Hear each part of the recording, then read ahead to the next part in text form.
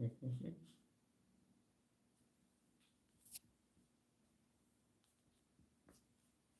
All right. Slide on out the way. Okay, good morning. I am going to count you in on a 3, 2, 1. You're going to inhale and exhale 3 times so we can regulate the emotions and send notification to the other brain regions that we are going to be doing a mental workout to learn more about one of the principles of real leadership. I'm getting ready to count you in. Again, inhale and exhale 3 times. 3, 2, 1.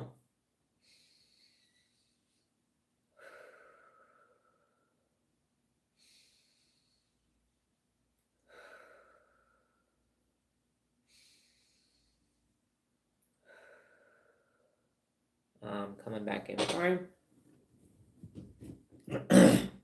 Good morning. I am Dr. Donna Louise Thomas-Rodgers, daughter of Leslie Darnell Thomas, granddaughter of Arthur Jethro Evelyn II, and great-granddaughter of Levi Thomas. Welcome to your morning mental workout. Good morning, Lola.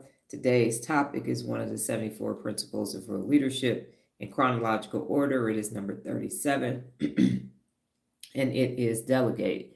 As a friendly reminder, ensure that you have some water available, as this is a mental workout. Your brain is 75% water and it needs to be hydrated. So get you some aqua, basa, water, liquid gold, flat still, or sparkling. And make sure you have some. No, you can't use sparkling right now, for hydration purposes. So, how this live is going to work, I'm going to review the regions of the brain that you use to delegate, talk about the neurological reasons why people avoid, good morning, Lorenzo, why people avoid delegation. And then we're going to discuss the 3 ways based upon neuroscience to strengthen your delegation, as well as the 3 benefits. We'll talk about the brain bit today. And the brain bit today is the car brain as a metaphor. You'll answer 2 questions. What did you learn today? And what did you learn about yourself? And then we will close out. I would like to say that today is Labor Day for those people who are choosing to participate. And in America, it is a day off for people. So we might have some looky lures inside of this live today, and they will be quietly removed because I am not here for any nonsense or any bullshit today. I don't have any patience or grace for unaccountable people. Por la hoy. Okay, so let's get on into it. And here are the key brain regions for you to delegate. Now, I would like to add this qualifier. Part of the reason why this is one of the 74 principles of real leadership is because when I was a young second lieutenant 30 years ago in the Army, I did not delegate because I wanted credit for everything. How was I going to get to my next leadership position if I wasn't doing everything? And I learned very quickly that that's not how that works. If you try to do everything as a platoon leader with 30 soldiers, 10 of which were Korean, it's not going to work. And you are going to be exhausted and you will miss out on having other people have their own growth opportunities and learning opportunities. See, I told you all already, ladies and gentlemen, look at here. We have Alicia Montgomery who has decided to start some shit this morning because they don't know what to do with their day off. Alicia, please exit my live and go do something productive with your life this morning. Go away. Go away. I told you all that this was going to occur. Once again, the programmed unaccountables don't know what to do because the barbecue hasn't started yet and the marinade hasn't started yet. And so they are like, I'm bored, school is not in, I'm not at work. Let me go fuck with somebody on the internet. I'm not the 1, the 2, or the 3. Don't try me. If you'd like to learn about how to delegate, please stay. If you're bored, go find something else to do because this is not the platform for you. Okay, so the first brain region that you use to delegate. No, not here we go, Lorenzo. I told you all that it was going to occur. And as soon as you learn how to calendarize the unaccountables, you're going to be able to regulate your emotion centers because you're going to understand when they are going to reach out to you and try to hijack your amygdala. The idle mind is the amygdala's workshop. They're not building shit, they're just tearing things down because that's what the left and right fraternal twins, Lala and Amy, like to do. And when you have a weak prefrontal cortex, you can't help yourself neurologically. You just think and do dumb shit. all day long. Okay, so the number one region of the brain that you use today for delegation is the dorsolateral prefrontal cortex. And the role is that it's in planning, organizing, and breaking tasks into parts. The delegation link is this: it enables a leader to assess priorities, decide which tasks should be delegated, and match them with the right person. Now, what happens is if any of you have had a job and you've had a terrible manager, they delegate all the hard shit to you. That's not real delegation, okay? That is them taking their task that is them delegating their task that they don't want to do, their growth opportunities, they're giving them to you. That's not real delegation. Real delegation is I'm an expert in something, I already know how to do it. It's a growth opportunity for you. And so I delegate the task to you. I give you instructions on how to get it done. And then I check back in with you to make sure that you know how to do it. That's true delegation. Growing and strengthening you so that you can have better skills so that you can then do the same thing. So somebody pawning off all their growth opportunities, work that they don't want to do on you, not delegation. Okay, just so we have that as a foundation of delegation. Next is the ventral medial prefrontal cortex. And this is involved in decision making, guided by trust, fairness, and values. So the delegation link is that it supports leaders in delegating with fairness, ensuring choices align with the values and the relationships. So be fair is one of the 74 principles of real leadership. What also happens in the workplace is, or even in the family, the most accountable, responsible person gets all the shit delegated to them, while the rest of the team members and the employees or the rest of the family members do absolutely nothing. For those of you who are participating in some type of barbecue or some family eating event today on Labor Day, there are going to be 3 people doing all the work and there are going to be 30 people eating and leaving shit and messes all over the place. Again, that is not delegation. Number 3, the anterior cingulate cortex. This is the role is responsible for error monitoring, conflict resolution, and adaptability. So the delegation link is that it helps leaders monitor how a delegation unfolds, catches mistakes early, and adjusts when needed. And that's what I mentioned in number 1. So I know how to do a lot about a lot. So if I'm delegating something, I'm watching you do it, and I'm catching mistakes early so that it doesn't turn into shit show palooza. When someone gives you their growth opportunity or something that you're ill-equipped to do and it goes left, you get blamed instead of trained. That again is not delegation. Number 4 is the temporal parietal junction, and the role is empathy, perspective taking, and theory of mind. The delegation link is that it's critical for understanding the insights of people and their strengths, their limitations, and it empowers before assigning responsibilities. If you have never led a group of people, I am not about to put you in charge of 200 people. If you have not, you will get 2 people. You will get 3 people. If you have never gotten up in front of somebody and given a 45-minute keynote, I'm not about to say, hey, they need a speaker next week. Go ahead and do that. That's not what's about to happen. But I will say somebody needs a 10-minute presentation online for this next meeting here. You're going to do that. Here are the slides. Here's the practice time. Here's how you practice. Excuse me. And now let's review it multiple times before you actually do it so that you will be successful. Because the other thing is when you are delegating, you're setting that person up for success. You're not setting them up. Okay, number 5 is the basal ganglia. That's the homie because that's where the habits are formed. And it is habit formation and task execution. So the delegation link is that it allows leaders to release control of repetitive or routine tasks, freeing their higher order brain circuits for strategic thinking. So that's the other reason why you delegate. If you find yourself constantly doing a routine task, guess what you're not going to be able to do as a leader? You can't grow and develop because you're bogged down with these routine tasks that you already know how to do. That's the other reason why you delegate other people. So while a routine task may be simple for you, it may be challenging for someone else. So you give them those daily routine tasks that already are systematized so that you can have a higher level of growth and strategic thinking for yourself. Any organization that is stuck, all you got to do is look at the leader. And if the leader is still down in the weeds, not having the growth opportunity, not creating new sigmoid curves, whether it's personally or professionally, that person is going to be a problem long term. And you might want to distance yourself from them because you're going to find yourself stuck in a rut and not be able to get your butt up. because they're not going to the hippocampus bank of neurons daily, making daily withdrawals. Number 6 is the amygdala. So this needs to be regulated for prefrontal cortex. The person that started out on the live does not have an emotionally regulated system. It is dysregulation, and they are bored, which is why they decided, let me just scroll through the internet so I can go fuck with people because I need a dopamine boost because my life is not really fulfilling and rewarding. And instead of creating challenges for myself to get my own natural release, I need an external stimuli. And so since I've been trained that acting like a troll is a good thing, I'm going to go ahead and troll.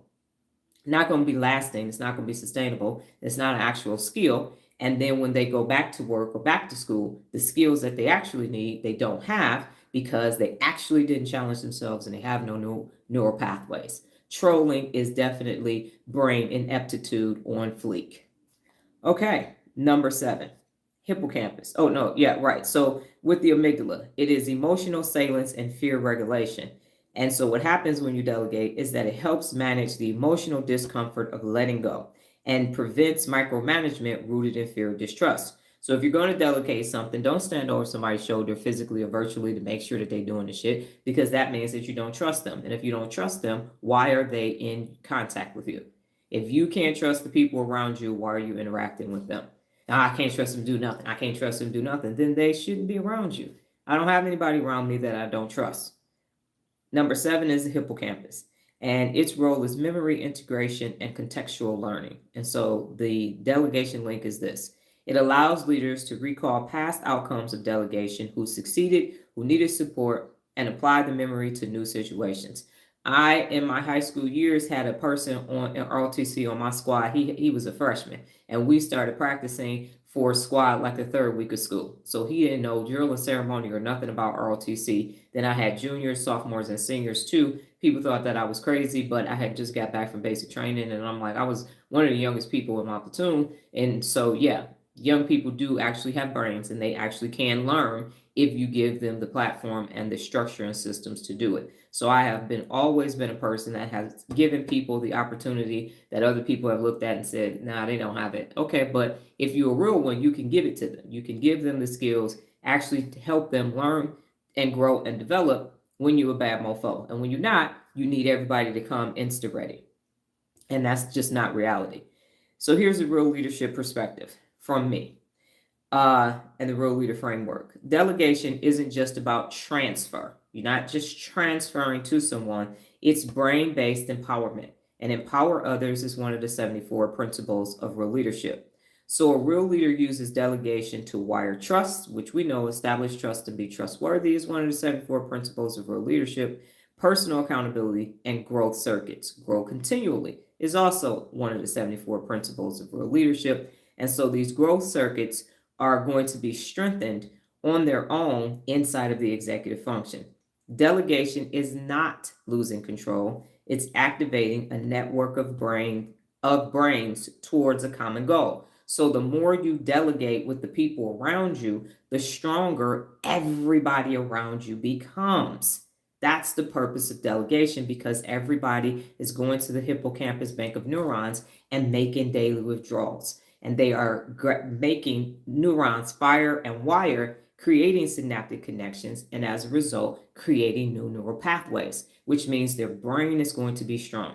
Their prefrontal cortex is going to be strong, and their emotions are going to be regulated. So in the event something happens, everybody is going to respond instead of react. When you don't teach the people around you how to delegate, when a problem shows up, not only do you have to do whatever you do daily, but now you have to solve that problem too, because the people around you don't have the neural pathways to support whatever shit show is taking place. So that is why you delegate. Nola had to start cleaning up when she was 4 years old. She got $1 a week to make up her bed and take the trash out of her room and put it into the kitchen. And she got a pay raise once a year until she turned 9. And she made the mistake of listening to them rich kids at school and came home and swung at me. And then she became an entrepreneur. And she had to start a cleaning company and provide for herself at 9 years old. Because I said, you act like you grown. Okay, cool. You're going to do what grown folks do. You're going to start making your own money and paying your own damn way. You want to swing at me? Roger that. And so I delegated things. She had to have a fashion blog. And all of the while, she was learning all of these other tasks, creating all these new neural pathways, which makes her a high functioning adult. So yes, delegation even to your 4-year-olds and your 5-year-olds and your 25-year-olds, your 35-year-olds, delegate, because you are empowering them with new neural pathways to strengthen their brains. So how do you feel about delegating? Be honest, because I was going to say, what questions do you have? But your thoughts about delegating. And I'm not going to ask any leading questions because I don't want to sway your answers. How do you feel about delegating? And be honest.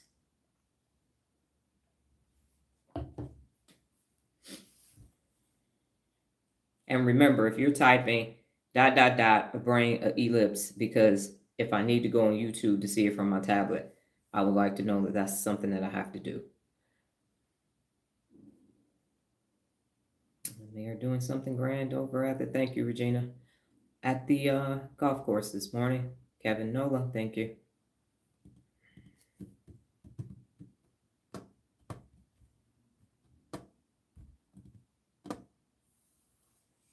Nola, we need to see and check if they're doing the PGA, because we should have had cones out by now. It's 1st of September. Watch we lead the gate today. Good morning, Jessica. And then they're going to have them, because I said it.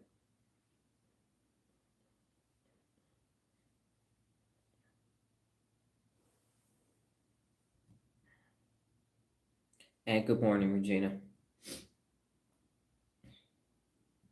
And part of the reason why I'm not here for today is I had my VA exam yesterday, and we had to do range of motion from my neck down to my ankles.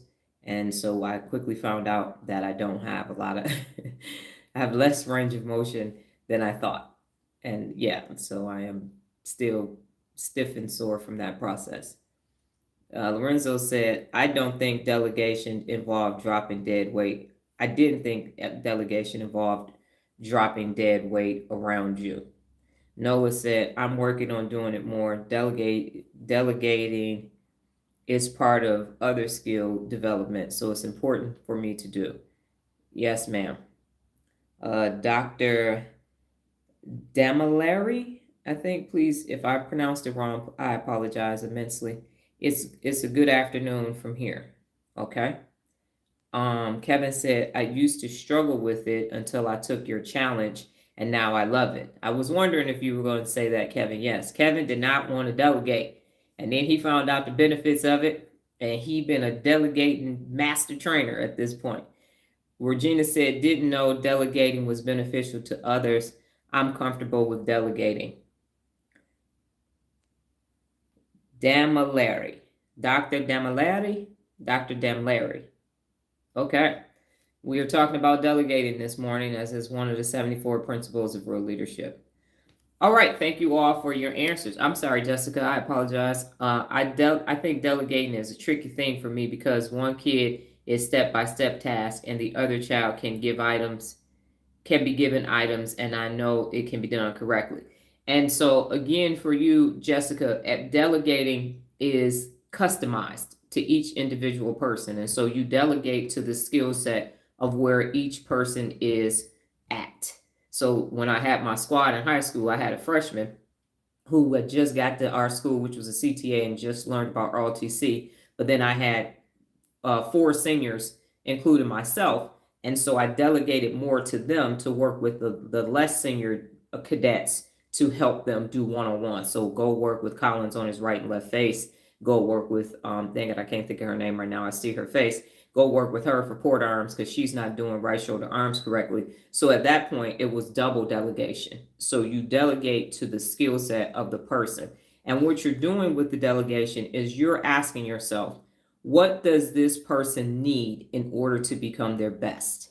And from there, you start giving them those opportunities. So for example, when Nola had avoided, she had some defects of character that she learned to not do. So she was kind of doing them and moving around them. And so then came her assembly business, and everything that she had neglected to do prior to that showed back up. And so with that, I started delegating to her in her own business after I created a business model. Here, you're going to do this. You're going to do this. And so now if I don't go to an appointment, she could do the whole thing herself from start to finish, from first contact door to door, as we say, and she won't need me to be there. So you're really assessing, because you already have the expertise, what do these individual people need in order for them to become a complete whole person. So hopefully that you understand that, what I'm saying, Jessica. Unfortunately, Shriners pulled the sponsorship, so that after 41 years, Vegas is being a stop they have removed this year. Let's go. Okay, great. I was tired of the thing anyway. So delegation sure helps with longevity when done right. Right person, right thing at the right time. So that's why it's not there. And it was time for them to do that because, yeah, we knew last year. And again, living in Las Vegas, a lot of these things that have been around for a very long time are not as profitable as they used to be because of the generations that are now changing. Millennials don't golf as much as X's do, and they don't gamble on the floor and go to shows. And so Vegas is having to, the tourism part of Las Vegas is having to change, but everybody is moving here. So businesses are having headquarters here and everything else. And so we are transitioning more of sports. We're getting the Oakland A's here shortly. The Raiders are here. We have other sports teams, minor league and major league. And so that's beautiful. I'm glad for after 14 years, I can finally drive out of my gate and that's no longer there. Unfortunate for TPC, they're going to have to figure that out, but I'm cool. Thank you for that. And then Jessica said, that makes sense. And it started, so they went completely, yes. So they're not relying on you. And that's the whole point, because people that like to micromanage and gatekeep leadership or anything, money, skills, or anything, they like that because they like people coming to them and needing from them. But at some point, that's going to be their own detriment because they're not going to be able to grow because they got to keep turning around and telling everybody what to do. And if you like living in a comfort cocoon, you're going to stay there and you're going to do that because you don't want to grow. So you tell yourself, oh no, I got to take care of everybody else. No, I can't go study anything else. I can't learn anything new because they need me. They need me. But that's just a comfort cocoon. It's a healthy approach to ensuring renewal and opportunities and growth for others. That's what it is. And be coachable and provide coaching are 2 of the 74 principles of real leadership. And leading by example all allow you neuropathically to be able to do these things, because the whole point is for us to have this exchange, this neurological exchange, every time we come in contact with each other. So we leave with more information than when we showed up. Okay, so here are the brain regions or the reasons why people avoid delegating. Number one, the prefrontal cortex is over control. So the dorsolateral, yes. So the dorsolateral prefrontal cortex and the ventromedial prefrontal cortex. Here's what happens. In the dorsolateral prefrontal cortex, that's where the planning and control should be, it overactivates and it convinces a leader that I can do it faster or better myself. I can do it faster or better myself. Move out the way. I got it. You don't know what you're doing. You're doing it wrong. If you ever found yourself doing that, you just missed out on an opportunity to help someone else learn something. And you could do it faster. You could do it better. And so the effect is that the leader clings to the task because their executive system is biased towards efficiency and perfection rather than long-term development of others. Now, NOLA is learning how to cut boxes. And NOLA is not, people watch me cut a box and they're like, oh, I could cut a box and I don't have any shards, any shreds, and it just goes shh. And it feels like, oh my goodness, that's simple. I'll cut a box. We've had several clients say, oh, I'll help you with those boxes. And they over there looking like they trying to cut bone over there with a butter knife. And so she has all these shards over the place. And so I have to make a decision in appointments. Do I let her cut these boxes and now I am rolling and vacuuming and sweeping for hours? Or do I just say, I'll do it? And there are times when it's enough time available, I know the shards are coming. And so I say, hey, here's a box. Go ahead, cut that box up. And now get the lint roller, roll all your shards up, and then vacuum or sweep. Because yeah, it is still interesting. So that part is still a work in progress. No one person knows it all and no one person has it all. Yes, that is correct.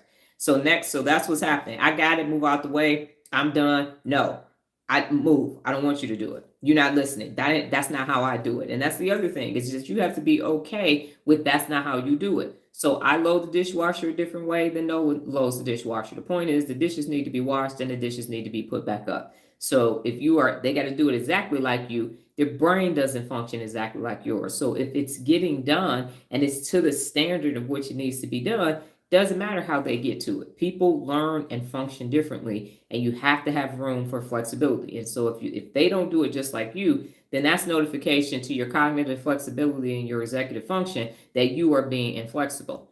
And that's an issue too. So be flexible is one of the 74 principles of real leadership as well. Number 2 is amygdala hyperactivity, fear, and threat responses.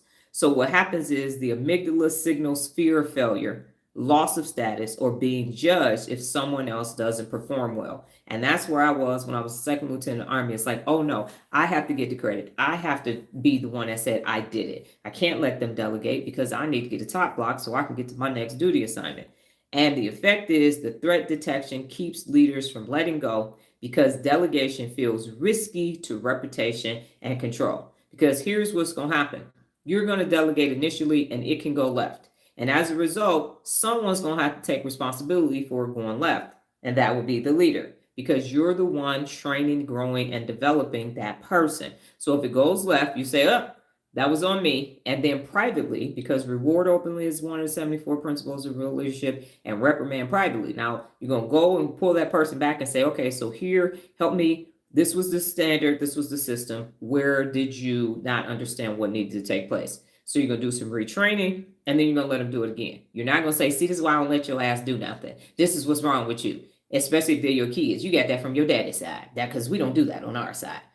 That's not what takes place because people have to learn. Remember, neurons have to fire, they have to wire, they have to connect. There has to be a release of a neurotransmitter. And then the repetition of that neural pathway is how you strengthen that pathway. And it takes between 8 and 22 days for a synaptic connection to hold and turn into a neural pathway that can be strengthened. So if you told them once and that was it, and now you're mad because they didn't do it, it's literally 8 days. So in those 8 days, you're going to have to keep saying it again and again and again for those synaptic connections to stay and for that neural pathway to be created. And then you strengthen it. And so how do we know that it's 8 to 10? It's really 8 to 10 days, but definitely by the 22nd day, because it takes 21 days to form a habit in the basal ganglia. And that's what Kevin and I did. We did 40 days of 4 different 8 synaptic connections. Delegate was one of the ones for him. And that's why he's saying, oh, I learned how to do it and I'm still doing it, which means that neural pathway is still being strengthened. No doubt flexibility is good and important, but I believe there's room for some guidance, especially in some sensitive areas and situations. Yes, it's actually neuropability. It's the 74 principles of real leadership combined with the theory of personal accountability. Good morning, Sean. Okay, so number 3 is the anterior cingulate cortex, and this is for conflict sensitivity. What happens? The ACC, which monitors errors and conflicts, becomes uneasy and has uncertainty. Like, ooh, I don't know if you, oh man, are you, okay, here, let's see. Let me give you a little bit of something and let's see what happens. And so leaders avoid delegating because the brain anticipates potential mistakes, friction, and miscommunication. Now, what happens is when a person that's in a position of power or authority, a parent or anyone, when they're scared, because communicate effectively is one of the 74 principles of real leadership. And if you don't know how to communicate to the person how to get it done, that's another reason why you move them out the way. That's another reason why you don't tell them, because you know how to do it in your head, but taking the time to explain it might be an opportunity for you. And that's the other reason why you need to learn how to delegate. Because if you can't give instructions, that's no bueno or no braino. So now delegating makes you have to listen. If you don't know, ask. And you have to communicate effectively. And number 4, all of these are principles of real leadership. You have to handle conflict when it occurs. That's part of the reason why you just move them out the way and say, I got it. No, you're not ready for this. No, you can't do that. That ain't that. No. So now it's really a mirror for you. If you have difficulty delegating, you got to check what's going on with your neural pathways and your ability to actually do delegation from start to completion, and ensuring that that neural pathway has been wired completely. Number 4 is the insular activation. And this is self-awareness and discomfort, because delegation is extremely uncomfortable when you first start doing it. So what happens is the insula heightens awareness of anxiety, guilt, or discomfort when asking others to take on tasks. As a former military police officer, I am an officer, I am large and in charge, and it's going to make me look like I'm weak if I ask you and I delegate this task to you. That's not what's happening. So leaders hold back delegation because the brain encodes it as burdening others or losing personal value. I don't mean that. I know you're busy, but I was just wondering if you. No, that's not what's happening. It is growth opportunities, and part of the reason why people don't delegate is because unaccountable people made this bad thing. Oh, you need some help. Oh, you can't do it yourself. No, or I can do it all. I got everything under control. No, you don't. Again, it is a growth opportunity for all parties involved when you delegate. Everybody is going to get strengthened by actual delegation and not, I don't feel like doing this, so you do it. That's not delegation, as I mentioned earlier. Number 5 is hippocampal memory bias. So what happens is the hippocampus recalls negative past experiences. Last time I delegated, last time I told you to do something, last time I said we're going to do this and you didn't do it, it keeps reminding you of those things where it didn't work. And so the memory bias wires the brain to accept poor outcomes, reinforcing avoidance. I've delegated back in 1972 and it didn't work. And I know it's 2025, but people ain't changed. So I'm not delegating anything. That's what happens. I told you 4 years ago and you didn't. So you ain't changed. I'm not delegating to you.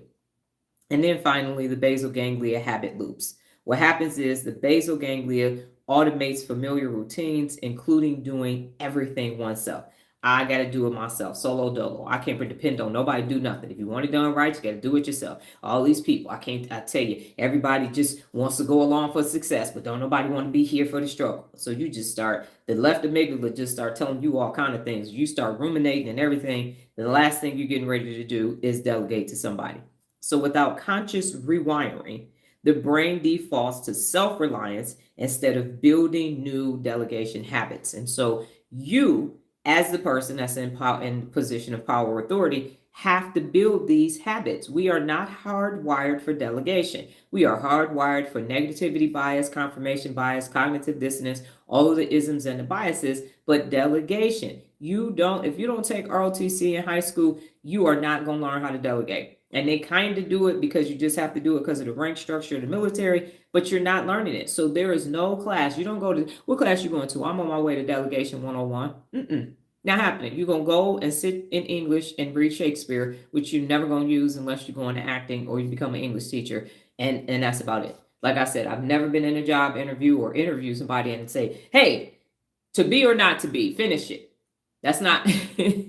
No, and did you know that it was Miss Pippin's, Miss Havishams was up in the attic in Great Expectations? Did you know that? Did you know that? Because that's what you're going to need to learn to put these chips on the truck. Absolutely not. So this is a new neural pathway that you are the one who has to go and create yourself.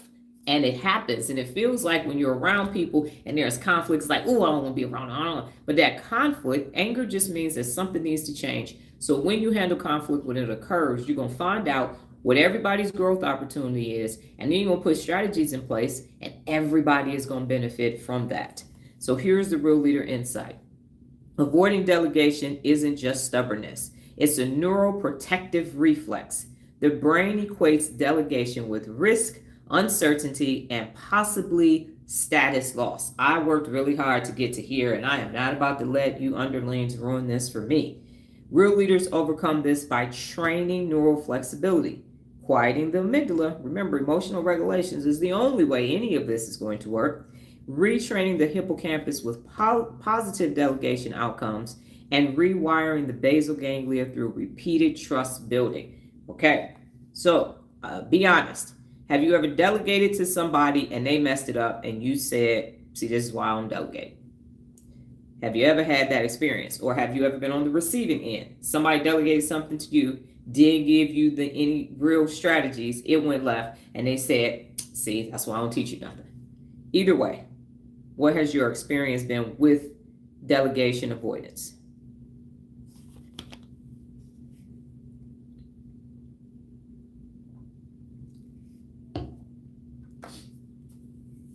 And then after you answer that, how did it make you feel? And the reason why I'm asking how did it make you feel, because again, the amygdala is going to make you feel fear and negative emotions because the brain is hardwired, Lord, so many times. So, and how did you feel with that experience?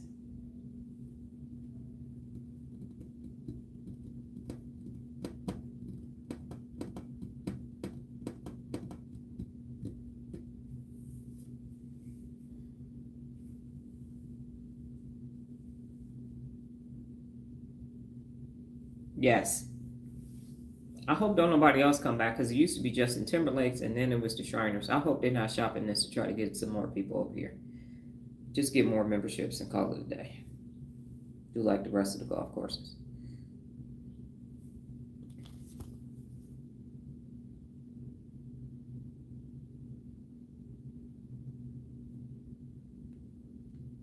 Jessica, my grandma was unhappy with anything I tried to do, so it made me feel like I should do anything. So in turn, I started asking so many questions to get items done so I would not get in trouble again.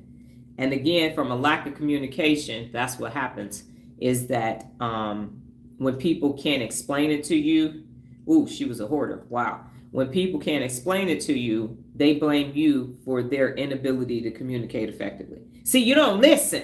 I told you. And you over here like, no, that's not. Here's what you said, but that's not going to help me do what I need to do. So you didn't give me instructions. You told me go wash the dishes. But if you didn't say, this is how I wash my dishes, here's the system for washing dishes in my house, then you could do it a different way. And then if she goes to grab a cup and she can't find it because she didn't say, this is where the glasses go, this is where the cups go, here's where the actual plates go, now it's on you, but you didn't get that information. And so communicate effectively is definitely a challenge, especially for people in leadership positions, because you learn how to do your job in theory, but the other communications is something either you have to learn on your own or even in corporate jobs when they give you those systems. I used to have to go to a bunch of corporate training. People then they was like, okay, cool. Put those binders on their cubicle shelves and never ever really learned how to do those things. Kevin said, when they failed me, I felt like I wasted my time. I've come to discover that the failure was part my fault. That is correct. That is the other thing, because you have to look at yourself. And I think it's the Sun Tzu or the Tao Te Ching that says when the message is unclear, it's on the fault of the leader. So if you didn't get, when the instructions are unclear, it's on the fault of the leader. So the thing, but if you, so I'm gonna read yours in one moment, Regina. So if I've already given Nola, told her, showed her, and led her on a process, and then she doesn't do that process, now she is being held accountable for not doing the process. But if I haven't told her how to do it and it shows up, then there isn't this calibration of you didn't do the system. So at that point, we then create a system. Okay. Regina, the thing that comes to mind is delegating cleaning the room to my kids. They stuck things in the closet and under the bed. I learned that I needed to show them where to place things and how to organize the boxes and have a place for things. Yes, that's that Six Sigma, that Lean Six Sigma, place for everything and everything in its place. And Lorenzo said, I go back and forth with my family over the very thing. Bad communication lead ultimately boils over. Bad communications, yes. And then Sean said, I should have stuck with ROTC, but I got the street ROTC by rejecting my family rules and being rebellious. And that was the hard life I have been through. 17 years on the street, 22 years clean and sober. Well, congratulations to you for being clean and sober for 22 years. That is no small feat. That is amazing. Let me go ahead and give you a hand clap for that, because addiction ain't no joke. Communication, Dr. Damali, is important, talking about how it can be better done. Silence sometimes, they learn with time. Okay, roger that. All right, so now we're going to get into, so now you understand the regions that are used to delegate, the reasons why you avoid delegation or you avoid being part of somebody's delegation. Like Jessica with her grandma, like, I'm just going to ask a question. Then why you keep asking me stuff? So you're like, okay, this is a lot. So here are the top 3 benefits. No, I'm sorry. Then scroll too far. So here are the top 3 items based in neuroscience that you can strengthen your delegation. Number 1, you can train trust circuits from the ventral medial prefrontal cortex and regulating the amygdala. Regulating the amygdala is what you're going to need to do for everything if you're going to be successful in life, and training your brain and creating new neural pathways. So why? The ventral medial prefrontal cortex helps encode trust and value-based decisions with the amygdala, often resisting delegation with fear and threat responses. So here's what you need to do to practice. You're going to practice micro delegations. Start small, low risk tasks, and acknowledge successful outcomes. If you tell somebody to take the dishes out of the dishwasher and they take the dishes out of the dishwasher and put them in the cabinet, thank you so much for taking the dishes out of the dishwasher. You did a great job. Now, what that's going to do is close that reward loop to get a release of dopamine for them and in the basal ganglia, which is going to create that habit, and in the nucleus accumbens. So now you're going to get this natural release. They are going to get this natural release of dopamine for taking dishes out the dishwasher. So the next time they do it, you say the same thing. Great job. Thank you so much. And so they'll get to the point where they'll just start taking the dishes out the dishwasher and putting them up. And they will have their own natural release of dopamine. That completes that whole entire reward circuit.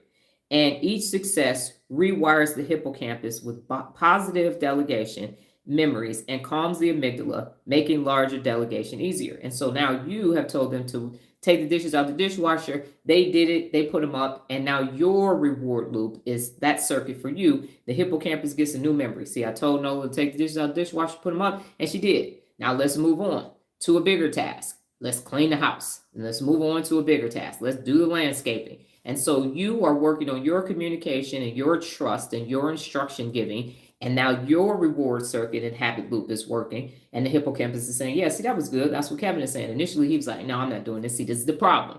And then by the 10th day, he's like, oh, yeah, I'm delegating everything. I'm delegating everything. Okay. Dr. Damilari, I'm messing that up. I do apologize. They learn with time. Only that some things are sensitive to learn on the job. Only some are sensitive to allow too much time to learn on the job. No, that is not true. I had a very different corporate experience, and you have to actually make the time. So if you need to bring people in early, I had distribution centers. I used to have to be out on the floor during my shift, coming in early, staying late. And the other process that I had is I had one-with-ones with all of my employees. So every 4 weeks, because Frito-Lay was 13-week periods, I sat down with them with one-with-ones, and we worked on things that they needed to work on. I reviewed their vacation time, their attendance, and told everybody that was in full-time to go take advantage of tuition assistance and tuition reimbursement for them. And so you actually have to make the time in order for it to be done. I have almost 10 years in food and beverage and manufacturing, warehousing, traffic, and sales operations. And so it is possible to get it done. I had 120 drivers that were very safe. We went from the worst traffic center in the company to number 1, as well as having 30 employees where we had to get 92 routes out every day. And when I was on second shift, I had 30 male warehouse employees, and we threw 25 to 35,000 cases a shift, depending on the season. So it is quite doable, and it is very much because of how systematized I was. So that statement is not something that is an experience that I had. Number 2, activate perspective, taking networks and your temporal parietal junction and your ACC. So active perspective. So why? The temporal parietal junction enables empathy and understanding of other strength, while the anterior cingulate cortex monitors performance and conflict. So the action, use a strength scan. Consciously list your teams. And remember, families are teams, just like your teams are at work. A team can win. A family, not so much. And empowerment and a capacity before assessing tasks.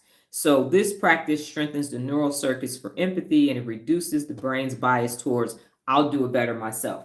You will do it differently, but it means that when you find out how someone else learns and what they need to get the task done, they will get the task done, which is the ultimate goal, and they will do it differently than you. It doesn't mean one way is better than the other. If the goal has been accomplished, the task has been completed at the standard of excellence, then they're just going to do it differently. When I'm putting drawers together versus when Nola puts drawers together at appointment, totally different methods. We have two totally different bodies. There's a 29.5-year age gap between us. At the end of the day, the drawers get put into whatever item of furniture needs to have those drawers. So we used to have this concept called what difference does a difference make when I worked at Frito-Lay. And if the objective is met, then the difference of how it got there, as long as it was safe and wasn't illegal or immoral, that's of no consequence. Number 3 is the reward habit loops. And this is from the dorsolateral prefrontal cortex and the basal ganglia. Why? The dorsolateral prefrontal cortex plans and organizes, but the basal ganglia drives the do-it-yourself habit loop.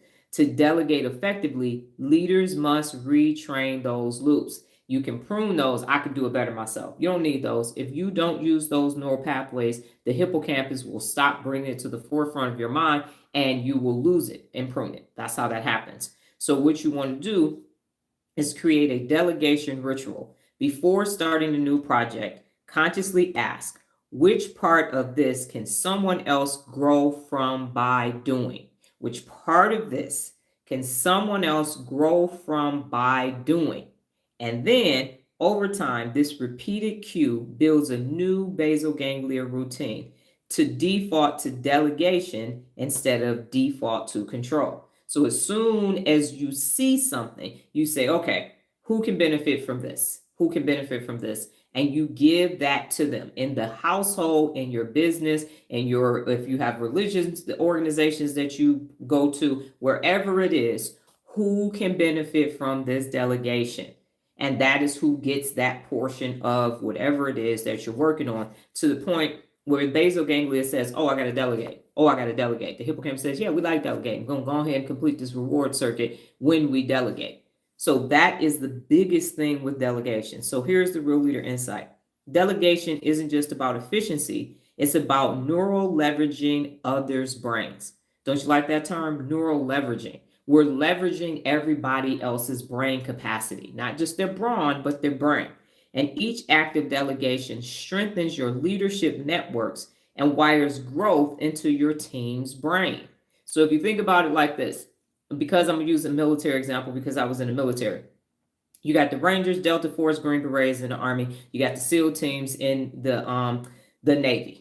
When you need to get some big shit done, you don't go send a brigade. You go send SEAL teams in. Why? Because they are well-oiled machines and they are neurologically connected to each other. They know exactly what they need to go do, what target it is, who they need to go and extrapolate or go, I'll say handle business because this line is not secure. And they get in and they get out because they know delegate. I was a military police officer, and in a platoon you have, if you're in a division MP, you have 21 people in your platoon. If you are a corps MP, you have 30. And so I had 30 MPs in my platoon, and we literally had 10 vehicles. And so that means we were in 3 and 4 person teams. Everybody in that team had to know how to, we were qualified on all our weapon systems that was for that vehicle. My platoon was the EPW platoon and the SRT team. So anytime you see somebody clearing buildings, that's what we had to do. And so everybody was well-oiled machines because we knew neurologically, we got to do hand and arm signals and all of that. And it worked collectively together. So if you think about your family, that's the same thing. What are your strengths? And when you come together, a family that brings together and trains together grows together. So this isn't a matter of the physical, it's the neurological. And you're building that every time you delegate to someone. So don't be connected with people who are neurologically inept. Fixed mindset people are never going to be successful in the land of real leaders. It's never, ever, ever, ever, ever going to work. They're thermometers, we're thermostats. We grow continually, they stay stuck with their stuckmily and their stance. Jessica, you said, who can grow from by doing this item? Neural leverage. Everybody can. Everybody can because everybody has a brain. So everybody that is physically able to use their brain, Stephen Hawkins couldn't speak, but he's still, up until the day that he was no longer here, his work is still here. So anybody with a brain can actually start to delegate and understand how to work cohesively as a team, as one unit, and to move as one. Okay, so with me reviewing the top 3 actions that you can take? Do you now understand that wherever you are with people, delegation strengthens everybody's neural pathways? That's the whole point. You want to be stronger as a unit of whatever unit it is, as a friend group, as a family, as a business, as an organization, as a religious entity, whatever it is. When you're delegating equally, not the task, but everybody is contributing equally, you're going to grow. So delegation is for everybody, not just for them. They need to learn how to delegate over there. And no one is exhausted when you delegate. No one is exhausted. Everybody is being used neurologically at the same level.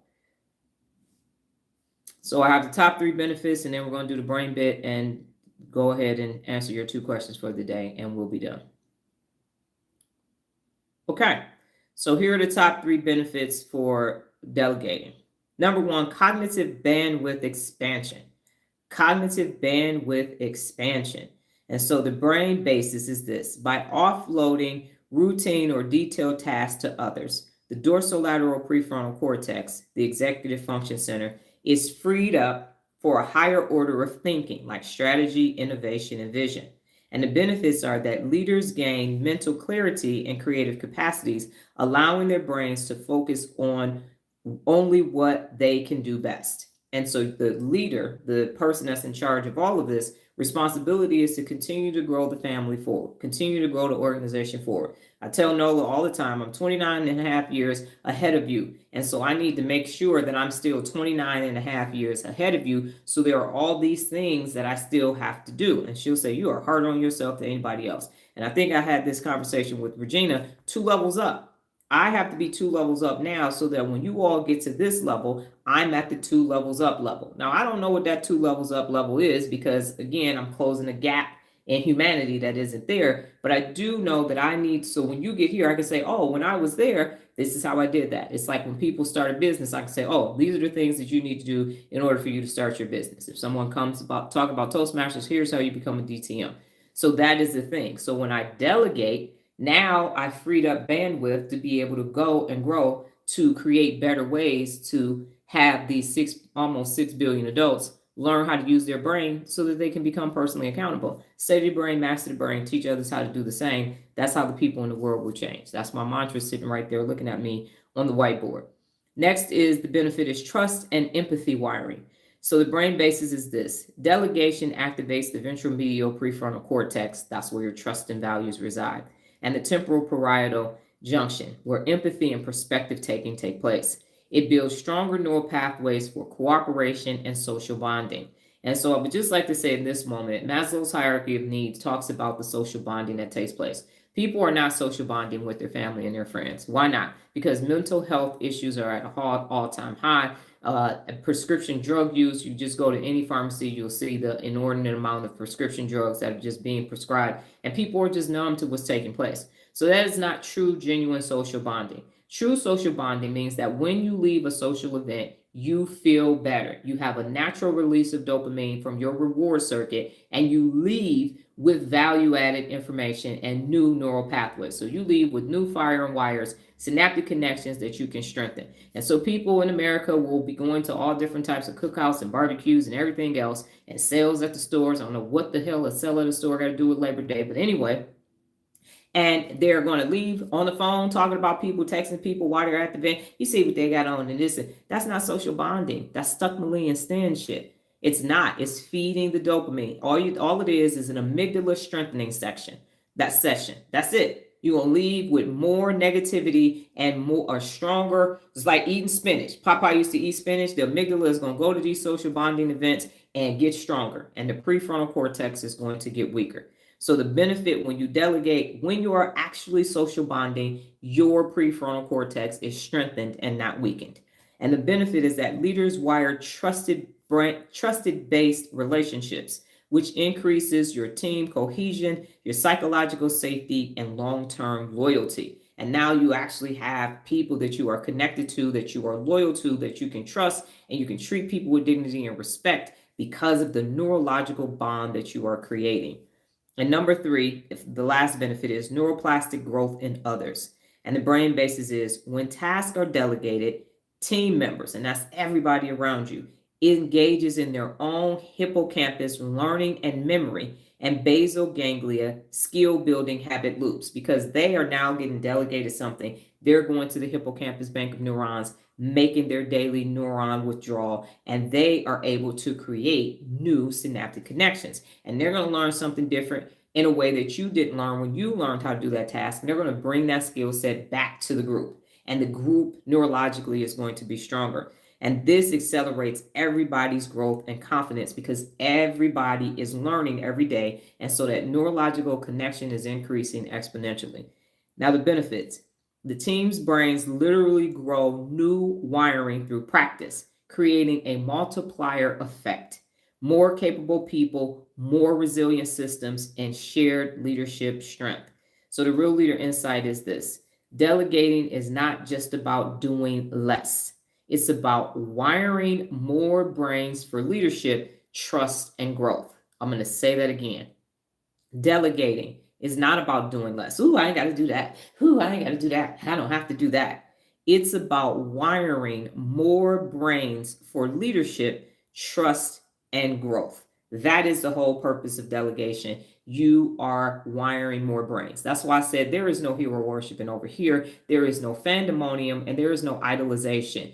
United we stand, divided we fall. We're tighter than pantyhose, two sizes small. Do you understand that? Every time a new person shows up here and wires their brain, we are stronger collectively because we now have another strong brain, another strong prefrontal cortex. 86 billion more neurons just showed up in the chat with the potential of 860 trillion synaptic connections. Why would I say bend the knee and follow me? That doesn't even make any sense because I understand the power of the brain. I understand that. It is united over here.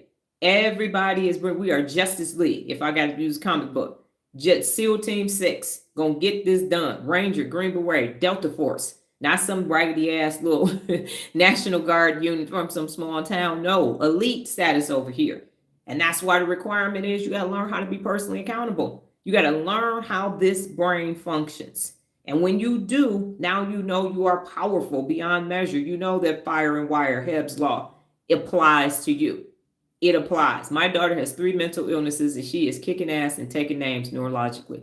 Amazing what she can do on no meds because the brain is the most powerful organ in your entire body. So hell yeah, you're going to delegate. Absolutely. What you doing? Creating another real leader over there. Wire and fire, baby. Wire and fire. Mommy loves you. Go ahead and make them synaptic connections. Mwah. Look at you over there creating neural pathways. That's my child with those new neurons that they just went and withdrew for the hippocampus bank of neurons. Yes, indeedy. We are powerful beyond measure neurologically.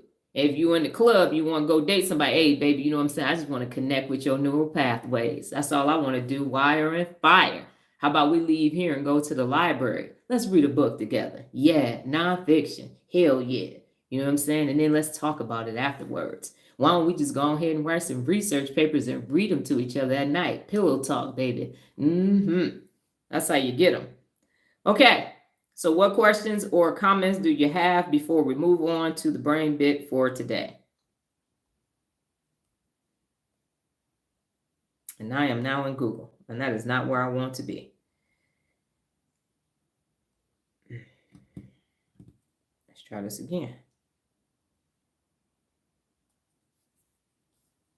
Again, if you're going to be asking a question, follow Regina's lead and type of brain, type of thinking emoji, type of ellipse. You said what club? The club. When people go to the club and they're trying to pick somebody up, that's the pickup line. So when you're going to the club, people still go to the club to date folks, or at least they do here.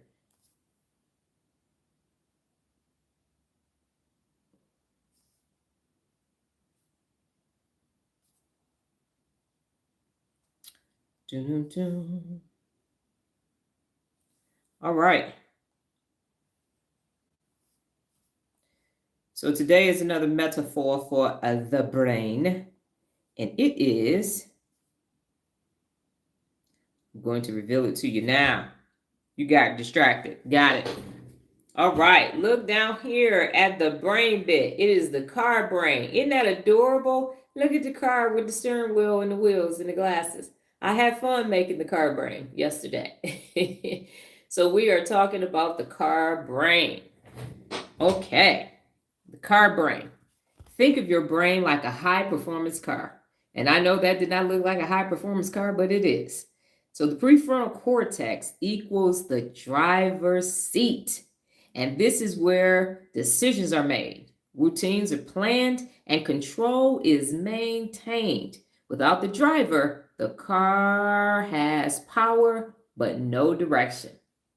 Next is the hippocampus, and that's equal to the GPS system. It stores the maps, which is memories, and helps you navigate by recalling past routes to find your way forward. The amygdala is the warning lights. It signals when something might be wrong or dangerous, and sometimes the light is accurate, and sometimes it flashes when there is no real problem, and that's a false positive. Next is the basal ganglia, and that equals cruise control, which Nola does not like cruise control at all. And what it does is it handles habits, routines, and repetitive skills. So once a route is practiced enough, the car can drive smoothly without much effort. Next is the corpus callosum, and that's the road between the lanes. And this keeps the left and right hemispheres connected like two lanes of traffic, making sure both sides work together. And then finally, neuroplasticity equals the engine's upgrade. Every time you learn, practice, or adapt, you're tuning up your brain car for better performance. And remember back in the day, we used to actually have to get the plugs for the tune-up every 36,000 miles. Now you don't have to do that anymore, but you used to need a tune-up, and you used to have to change the spark plugs out. That's old school for real. So here's the real leader insight. Just like a car, your brain won't take you far if you don't steer it wisely, maintain it regularly, and learn when to hit the brakes or the accelerator. So that is the real leader brain car, your brain as a car. And I thought that that was a cute little metaphor. Now, the two questions on the table as we come on around third and slide into home are, what did you learn today? And what did you learn about yourself? What did you learn today? And what did you learn about yourself? I learned today that there will be no more golf events. Hallelujah. Thank you, Jesus. Yes. It was a 6 weeks distraction, plus the noise, plus the people. It was so disruptive to our nice little quiet neighborhood. Love the car analogy. Yes, I thought it was awesome. And I have some more analogies. Chad and I are having a good time. I'm getting my nice little dopamine release, my little reward loop every day for the brain bit, which started November 2nd of last year. Again, if you are thinking, go ahead and type your ... your brain or everything. Just let me know you're out there thinking.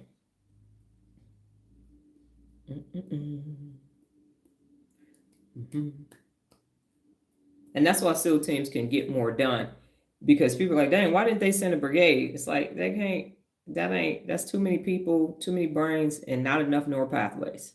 6 can get it done better than 100.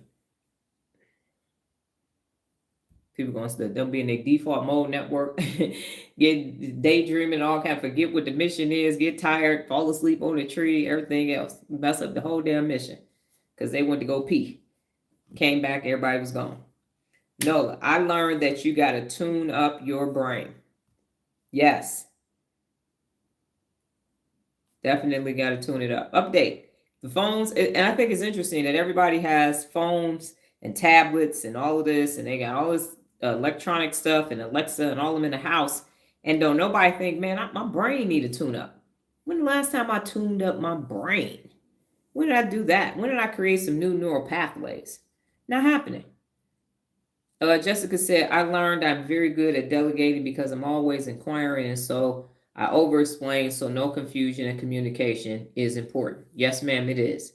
Regina said, there are many benefits when you delegate. Everyone creates new neural pathways. The group or team is strengthened and work as a unit. Yes, ma'am. That is correct. Kevin said, learn delegation is a valuable tool in growth. And Sean said, to delegate is loyalty and to treat your brain like you treat your car, like a baby that needs a diaper change. Yes. And again, you can't see your brain, so you don't, I mean, you put your hand on your heart and feel it beating, and you know that the lungs are there. But even if you touch your head, you're not really touching your brain. So you kind of take it for granted that it needs things, but it actually does. It needs more than any other organ in your body, which is the reason why, and I've said this before, is because there are no brain transplants. That's how you know how valuable it is, because you can't take one brain out of somebody's head and put it into somebody else's head. You can do a heart. They have synthetic hearts. They have artificial hearts, synthetic bladders, according to Deion Sanders. So the brain, it can't be replaced. What I learned is delegating is so much more than giving instructions to help. I will now delegate to help other persons grow. Yes, ma'am.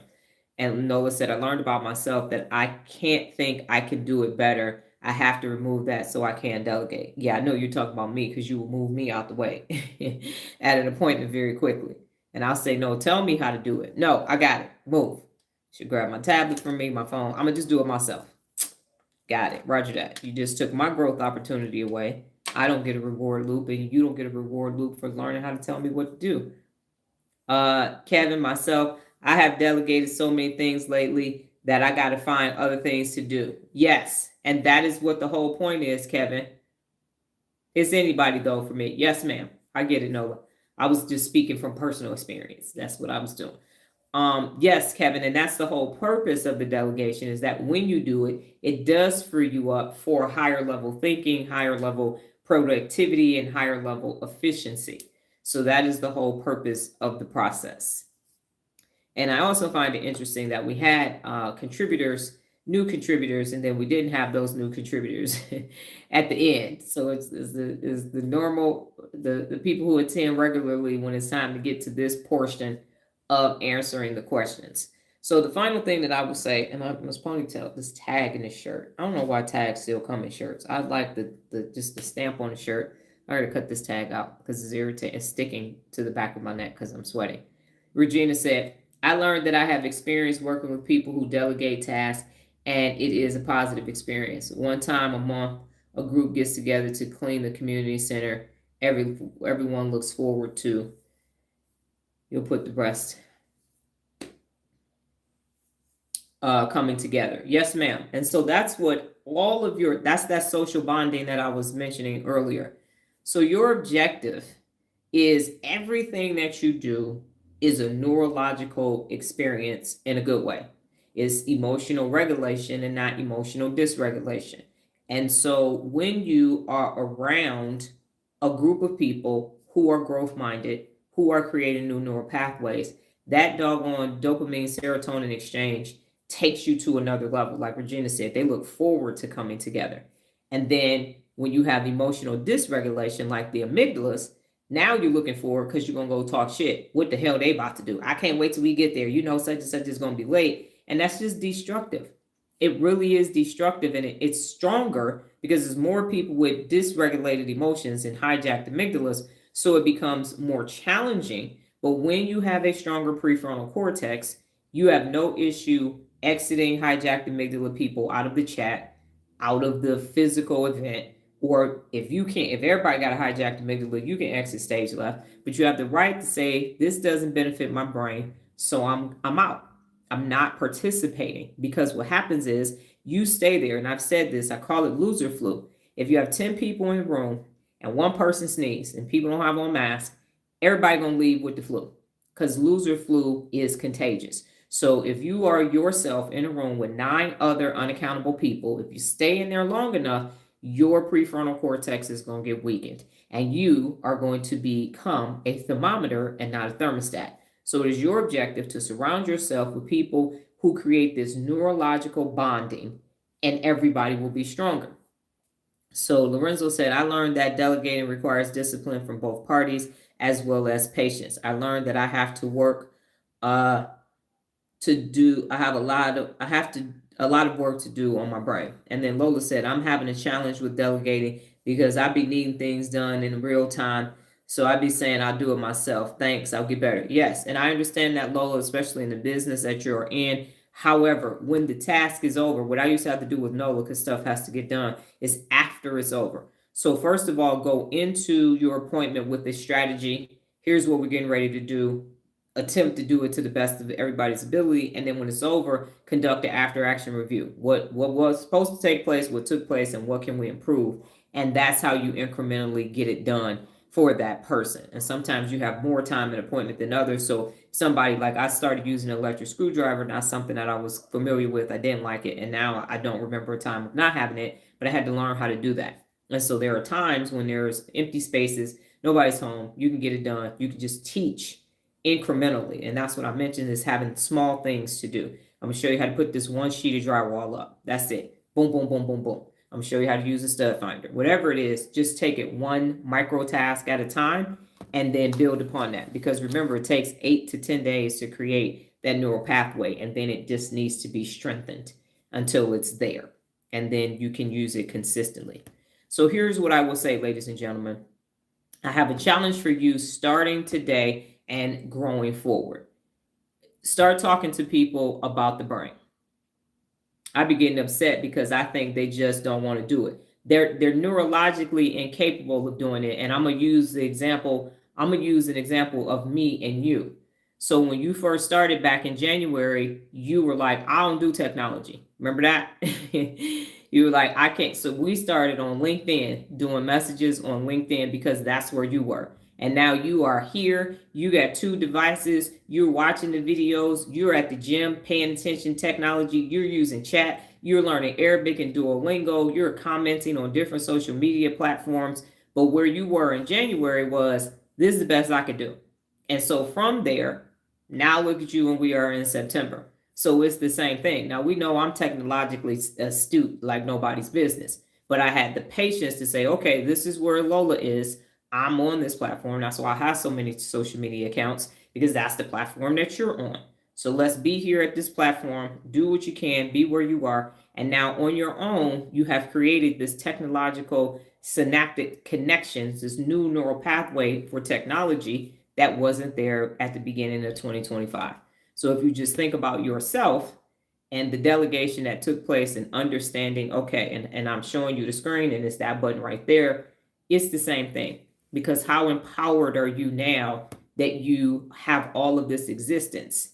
If I had said, well, I ain't on LinkedIn, I don't know what to tell you. You just need to get an email, because I only communicate on email. Now you don't get to be where you are in 2025. So that's, just think of it that way. Good job, Lola. Small wins make big changes. Exactly. 1000%. And so you are doing the doggone thing right now. So that's what happens. Yes, ma'am. And my pleasure. So the challenge for you growing forward, because we are coming to an end of a calendar year, most of you have been here since the beginning of the year, is that you are going to start having brain conversations with people. Say, what now, Dr. Donna? No, you the one with the brain t-shirt on. I just said, see how I set y'all up? Everybody like, yeah, delegate. I love delegation. I love it. Oh, Dr. Donna, you ain't said nothing but a word. Okay, so now I'm about to delegate. So going back, and if you need to scroll and read what you said about delegation, be on the receiving end of this delegation. You are about to start having conversations. Ooh, wee. That's that running that Boston. If I was playing spades, if we was playing Uno, I kept that last draw 4 as my Uno card and blew everybody's spot up. Yes, I did. Here we go. You ain't that sore from that damn veterans appointment. Okay, y'all are going to start talking about the brain. Yes, you are. Why, Dr. Donna? We ain't got time. No, I don't know how to say dopaminergic. I don't know how to say dorsolateral prefrontal cortex. Then fuck it up like I did. Say it wrong. Go ask Google. Hey, Google, how you say dopaminergic? How you spell it? Because you are changing, and you need to change the people around you. and then it ain't gonna happen. You can't say, see, your ass is always late. No, that person needs a new neural pathway to show up on time. That's how that happens. You don't never clean up. That person needs a new neural pathway to show up on time. You always need $50 at the end of the month. You need to manage your money better. No, that person needs to understand financial literacy. Managing your money better is a statement. Yeah, sit down and say, look, at the beginning of the month, this is what's happening. Okay? So telling people to change their behavior hasn't worked. Okay. If you tried to help somebody change their behavior and it worked, please let me know without having a brain conversation or a strategy conversation. If you told them do better and it worked, please tell me what you did so I can run an experiment. Please tell me. So you have to start talking to people's brain, because right now you're talking to their amygdala. So it's not gonna work, because as soon as the amygdala, Lala, Amy, fraternal twins, as soon as they hear change, they're like, no, and they remind the hippocampus of every time they tried to change and it didn't work. So you're not going to say change. You're gonna say, you know what? Here's what I was thinking. Let's sit down, because it's the first of the month, and let's just start fresh. Let's go over your finances. So you're not going to tell them, hey, your amygdala hijacked right now, so what I'm going to do is we're going to override. You're not going to say emotional deregulation. Not at all. Regulation. You're going to say, you know what, next time you stress, just let's breathe. I did this breathing app, and this was really good. And so I'm using this breathing app, and what I do is I use it 3 times a day, and I just practice breathing. Every time I eat, I practice my breathing too. Because the brains for the people around you need to be rewired too and wired, because that's the only way it's going to work. That's the only way. I had to be so patient with my child. Let me tell you, hard road to hoe to get to where we are today. Patience of Job, I promise you. But it has been worth it, because now she's a high functioning, fully functioning person. And that's the benefit. That's what you go see. Yep, that was all worth it. You got to start talking about the brain to people. And now, what is that going to do? Oh, y'all going to be taking copious notes now going forward, because there will be a accountability question starting tomorrow. Who did you talk to about the brain? So be prepared for that. Now it's just going to be me and Nola on the live tomorrow, but it's time. Is that you got enough neural pathways, you have enough real leader traction in your brain, neuropability, to start having these conversations, because I can't get to 6 billion people by myself. It's impossible for me to do. Mathematically, I already ran the numbers with chat, and I don't have enough days left on earth to be able to get it done. And so you want to change your community. You're in your community. I'm not in your community. I'm in Las Vegas, and I'm doing my part. So yes, it is time for you to start talking about the brain. It is. Now, what did Jessica say? But started to do that and expanding it, and I pull up your lives and reference it and be wild and been while showing people that the brain is wild. Yes, ma'am. So what did you learn today about what you're going to say to somebody about the brain today? If you need an idea, let's talk about it very quickly. Because starting today, por la hoy, today, right here on Monday, September the 1st, it's the first of the month. I got you. I can email screenshots of me sending your link to people. Yes, so we are going to start saying who we had a conversation with about the brain. Now, you will be extremely uncomfortable. I understand that. But comfort is overrated. Embrace change. Take a risk. Failure is not an option. And what's going to happen is you're going to have to learn how to communicate effectively, listen, ask questions, observe people, and it will be a rewarding experience for you. Kevin, you just mentioned you need some new stuff to do. Bada boom, bada bang. Here you go. Whoop, there it is. All right, so thoughts or questions, because it starts today. It's Skin 30, so it starts today. My circle is less than 5 in my Labor Day, so I will have to go into this very slowly. Okay. You can have a conversation with a stranger. You could go online and talk to people in the chat. It's a bunch of people online. You could just, somebody say something online. You could say neurologically, this means this. So they don't have to be physically present. They do not. You can comment on somebody's content, and that will count, because what it's doing is it's strengthening your neural pathways to be very used to, accustomed to discussing the brain. That's what that is. So it's kind of quiet on the live. I know I'm the only one talking, but I'm hearing crickets at this point. Have the conversation with your significant other, with your children, your grandchildren, your neighbors, people online, people in the store, where your customers, if you are a business owner. But it is time for you to start discussing the brain 100%.